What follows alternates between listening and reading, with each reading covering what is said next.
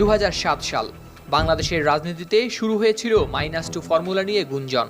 সেনা সমর্থিত তত্ত্বাবধায়ক সরকারের পরিকল্পনা ছিল শেখ হাসিনা ও বিএনপি নেত্রী খালেদা জিয়াকে রাজনীতি থেকে সরানোর।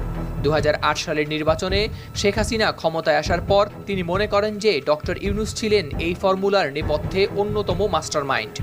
এই বিশ্বাস থেকেই তার প্রতি শুরু হয় আওয়ামী লীগের বিরোধিতা।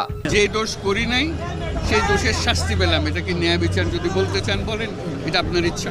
এদিকে ডক্টর ইউনূসের সাথে আওয়ামী লীগের বিরোধ চরমে উঠে পদ্মা সেতু প্রকল্পের অর্থায়ন আটকে যাওয়ার ঘটনায়। শেখ হাসিনা 18 মে 2022 সালে একটি আলোচনা সভায় অভিযোগ করেন যে পদ্মা সেতুর অর্থায়ন বন্ধে হাত ছিল ডক্টর ইউনূসের। তিনি বলেন, একটি এমডি পদের জন্য পদ্মা সেতুর মতো সেতুর টাকা বন্ধ করেছে। তাকে পদ্মা নদীতে 2টা চুবানি দিয়ে তোলা উচিত, মরে যাতে না যায়। পদ্মা নদীতে একটু চুবানি দিয়ে সেতুতে তুলে দেওয়া উচিত, তাহলে যদি শিক্ষা হয়।